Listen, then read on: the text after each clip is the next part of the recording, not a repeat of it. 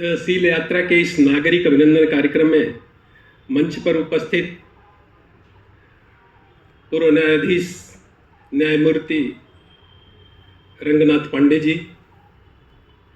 इस कार्यक्रम के स्वागत समिति के अध्यक्ष श्री सुरेंद्र पाल सिंह बक्सी जी, स्वागत मंत्री श्री प्रफुल्ल कुमार यादव जी, अखिल भारतीय विद्यार्थी परिषद की महानगर अध्यक्ष डॉक्टर भुवनेश्वरी भारद्वाज जी, सील ग्रुप के कोऑर्डिनेटर कुमारी कमन सिबो जी, सील यात्रा के संयोजक श्री उत्कर्ष अवस्थी जी, अखिल भारतीय विद्यार्थी परिषद के महानगर मंत्री श्री शाश्वत सांकृत जी, काशी प्रांत के पूर्व प्रांत अध्यक्ष प्रोफेसर अखिलेश पांडे जी, अखिल भारतीय विद्यार्थी परिषद के प्रांत संगठन मंत्री अंशुल विद्यार्थी जी तथा इस सील यात्रा का होस्ट जिन परिवारों ने किया उसके सम्मानित बंधु भगिनी तथा सील यात्रा में आए हुए प्रतिनिधि एवं अखिल भारतीय विद्यार्थी परिषद के कार्यकर्ता बंधु भगिनी, मैं आज इस मंच से सूर्य अपनी पहली रश्मि जिस धरा पे बिखेरता है उस धरा से आए हुए प्रतिनिधियों का हृदय से वंदन और अभिनंदन करता हूं। मैं वंदन और अभिनंदन करता हूं मां गार्डिनल्यू की उस पावन भूमि से जो 11 साल की उम्र में भारत के स्वतंत्रता के संघर्ष को लड़ा और आजीवन कारावास भारत की स्वतंत्रता तक झेलती रही। मैं वंदन और अभिनंदन करता हूं उस पावन भूमि से आए हुए मां कामाख्या की साधना की और शक्ति की भूमि, मां त्रिपुर सुंदरी की शक्ति और साधना की भूमि से आए हुए प्रतिनिधियों का हार्दिक वंदन और अभिनंदन करता हूं। पूर्वोत्तर केवल शक्ति और साधना की भूमि नहीं है, पूर्वोत्तर शौर्य की भूमि है। जिन मुगलों ने पूरे भारत को अपने आक्रमण से परास्त किया, उन मुगलों के आक्रमण को रोकने का कार्य अगर कहीं से किया तो पूर्वोत्तर के लाचित बरफुकन ने किया और पूर्वोत्तर के उस क्षेत्र से आगे बढ़ने नहीं दिया और पूर्वोत्तर अपने शौर्य के द्वारा मुगलों के आक्रमण को रोका। और उस आक्रमण में उनके मामा ने जो षड्यंत्र किया, अपने मामा को वध दिया और कहा, वो नारा दिया कि मामा से बड़ा, राष्ट्र से बड़ा मामा नहीं हो सकता है। उस भूमि से आए हुए प्रतिनिधियों का मैं वंदन और अभिनंदन करता हूं। महाभारत का भी जिक्र हो रहा था। अर्जुन की पत्नी चित्रांगदा और भीम की पत्नी डिडिम्बा, ये तो पूर्वोत्तर से कैसे भारत के संबंध कितने गहरे थे महाभारत काल से, वैदिक काल से। और पूर्वोत्तर केवल शौर्य साधना की ही भूमि नहीं है, विश्व में सर्वाधिक विविधता की कोई भूमि है तो पूर्वोत्तर है। आविष्कार की भूमि कोई है तो पूर्वोत्तर है। आविष्कारों में अब तक दुनिया में जितने आविष्कार हुए हैं उन सारे आविष्कारों में जो श्रेष्ठतम आविष्कार है वो भाषा का आविष्कार है। दुनिया में सर्वाधिक भाषाएं किसी एक क्षेत्र में बोली जाती है तो पूर्वोत्तर की भूमि है। दुनिया में सर्वाधिक वनस्पतियां जिस किसी एक क्षेत्र में पाई जाती है वो पूर्वोत्तर की भूमि है।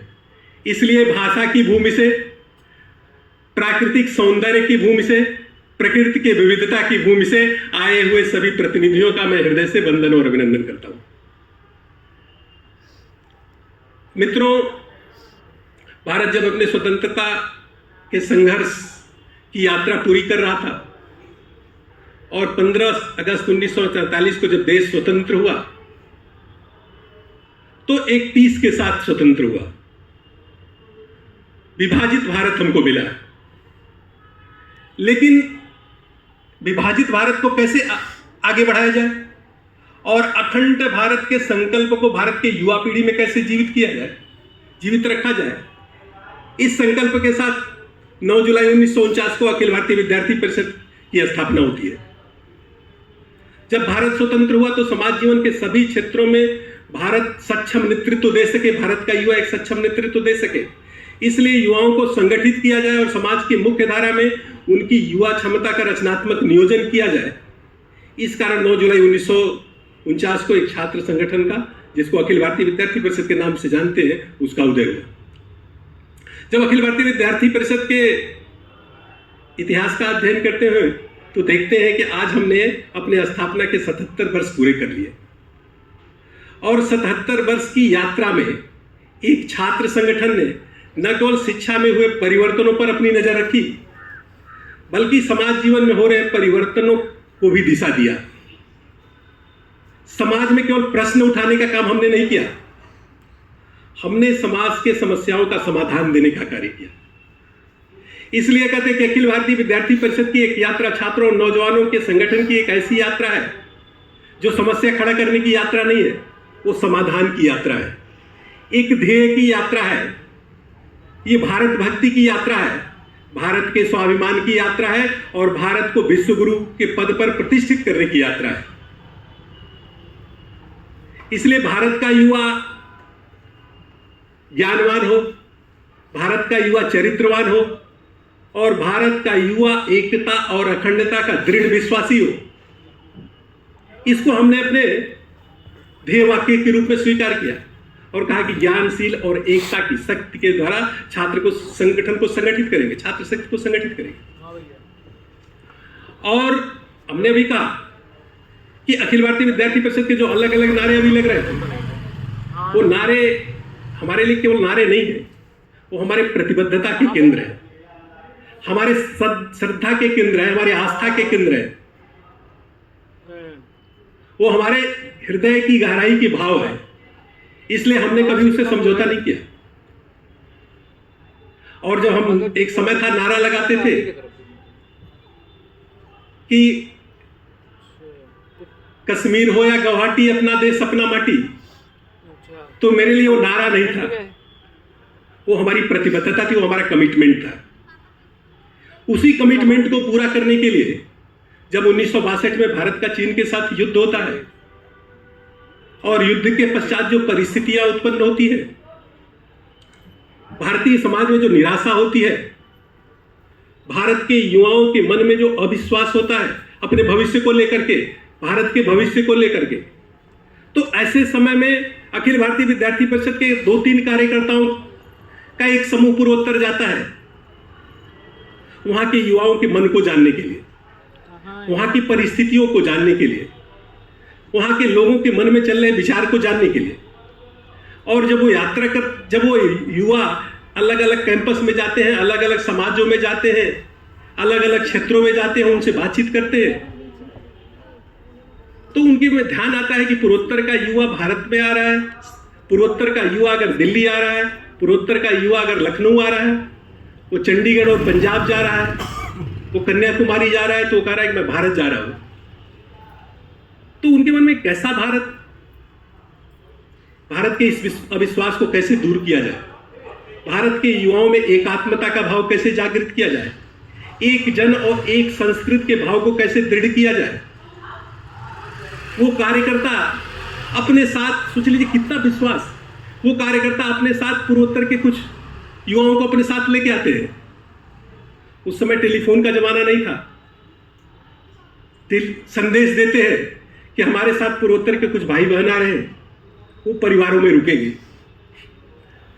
नागपुर में उनका भव्य स्वागत होता है, मुंबई, नागपुर और पुणे में वो 3 स्थानों का भ्रमण कराते हैं। वो युवा बहुत अच्छे अनुभव लेकर के जाते हैं। फिर बाद में वो 5-6 कार्यकर्ताओं की टीम पूर्वोत्तर जाती है, उसमें पद्मनाभम आचार्य जी जो सील के संस्थापक माने जाते हैं, जो पूर्वोत्तर के सभी 5 राज्यों के राज्यपाल रहने का गौरव उनको प्राप्त हुआ। बाद में अभी 2 साल पहले उनका देहांत हुआ। दत्ताजी डिडोलकर जी, मदन दास देवी जी, दिलीप परांजपे जी, ये लोग पूर्वोत्तर जाते हैं। 50 स्थानों पे 150 कैंपसों में वो छात्रों से बात करते हैं, नौजवानों से बात करते हैं, उनके भावनाओं को जानते हैं, उनके विचारों को जानते हैं, पूर्वोत्तर की परिस्थितियों को देखते हैं, वहां के युवाओं के मन में उठ रहे संशय और प्रश्न को समझते हैं। उसके बाद वहां के राज्यपाल से मिलते हैं और कहते हैं कि ये पहल करनी चाहिए, प्रयास करना चाहिए। वो राज्यपाल तैयार होते हैं, और पहली जो यात्रा आती है वो स्पॉन्सर्ड होती है। लेकिन उसके बाद वो परिवारों में जब युवाओं को रोकते हैं, आज जब मैं आप के संवाद को सुन रहा था, मैं तो ऐसे समय पे आपसे सबके साथ शब्द का संवाद करने आया हूं, उसके पहले आपके हृदय के संवाद हो गए हैं। तो हृदय के संवाद के पश्चात शब्द के संवाद का न तो प्रभाव होता है और न तो महत्व होता है। लेकिन एक मंचीय मर्यादा थी और कुछ बातों को आपके सामने कर रखना था। तो इसलिए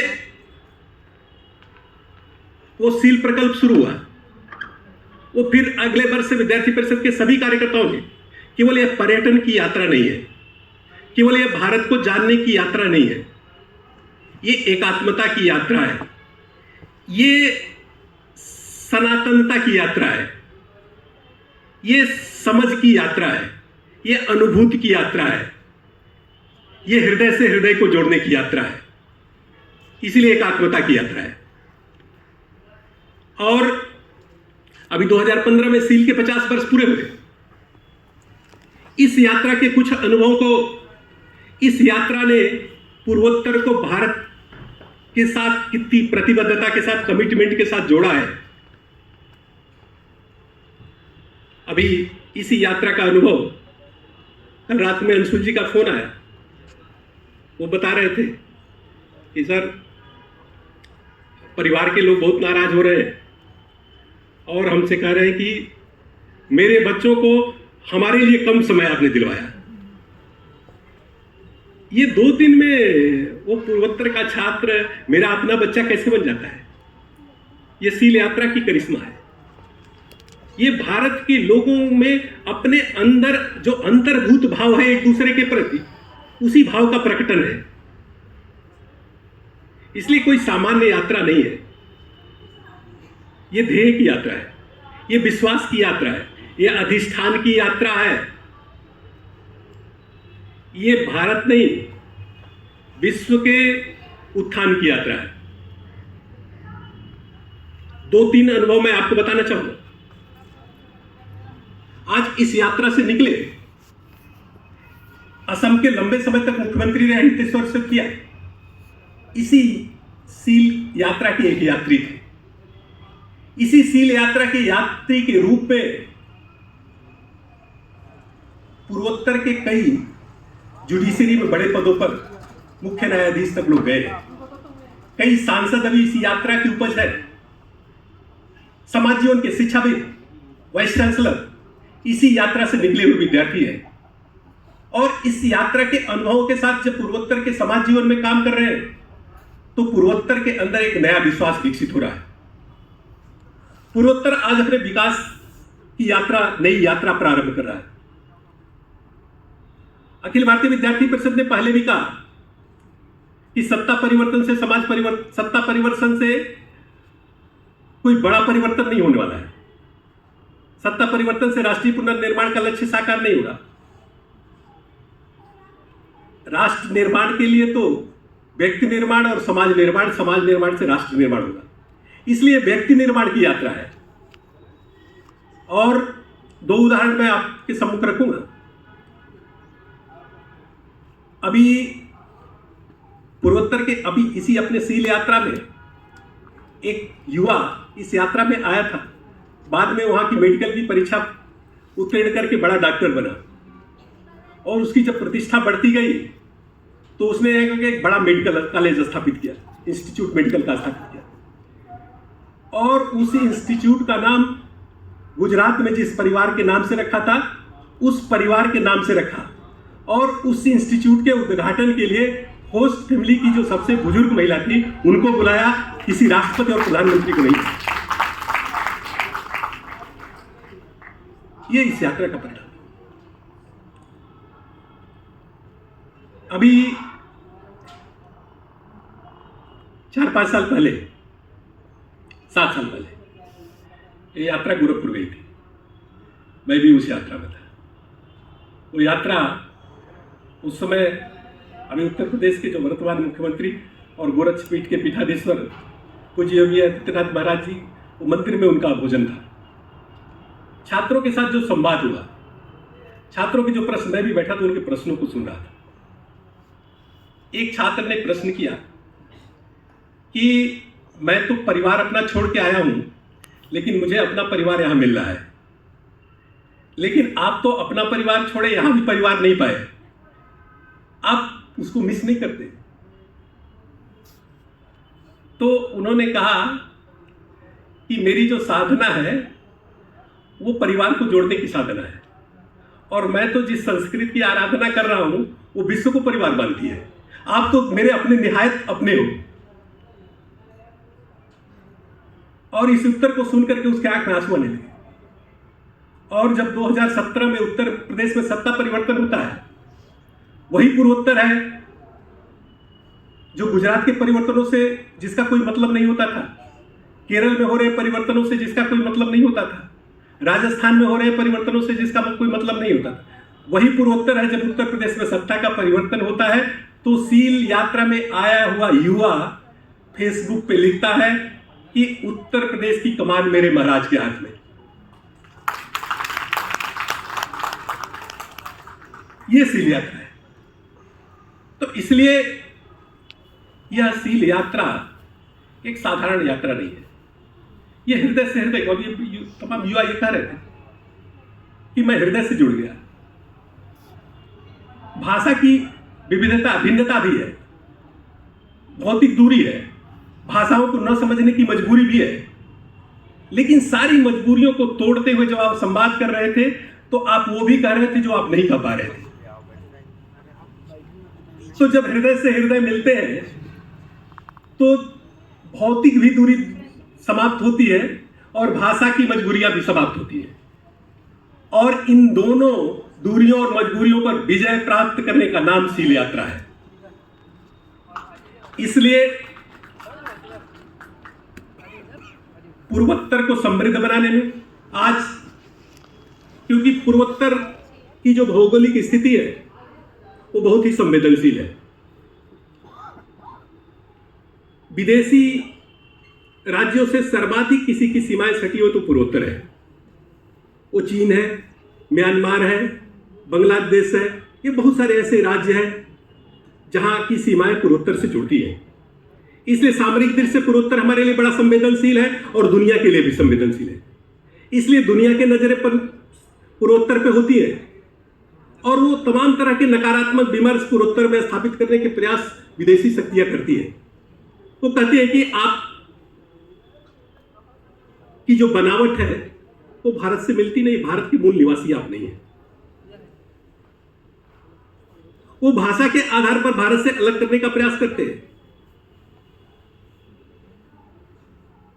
इस प्रकार के वो दवाओं के मतलब नशीली दवाओं के माध्यम से पूर्वोत्तर के युवाओं को गुमराह करने का प्रयास करते हैं, रोजगार के नाम पे गुमराह करने का प्रयास करते हैं। लेकिन अखिल भारतीय विद्यार्थी परिषद के प्रयत्नों के माध्यम से केवल सील यात्रा नहीं, पूर्वोत्तर के युवाओं को रोजगार मिले, इसके लिए बहुत पहले अखिल भारतीय विद्यार्थी परिषद ने युवा विकास केंद्र की स्थापना की और पूर्वोत्तर के युवाओं को प्रशिक्षण देकर के रोजगार से जोड़ा जाए, आधुनिक रोजगार के माध्यमों से उनको जोड़ा जाए, इसका भी कार्य किया। पूर्वोत्तर में शिक्षा का प्रसार हो, उसके लिए भी हम सबने प्रयास किया। इसलिए पूर्वोत्तर भारत की पहचान है, पूर्वोत्तर भारत का गौरव है, पूर्वोत्तर भारत की संस्कृति को सर्वोत्तम रूप में प्रकट करता है। इसलिए पूर्वोत्तर की एकात्मता भारत की एकात्मता का आधार है। इसलिए ये सील यात्रा में आप जिन महानुभावों ने प्रतिभाग किया और जिन लोगों ने इस सील यात्रा को सम्मानपूर्वक गौरवपूर्ण ढंग से आगे बढ़ाने में अपना सहयोग दिया, मैं सबका हृदय से वंदन और अभिनंदन करते हुए अपनी बात को पूरी करता हूं। बहुत बहुत धन्यवाद। भारत माता की जय।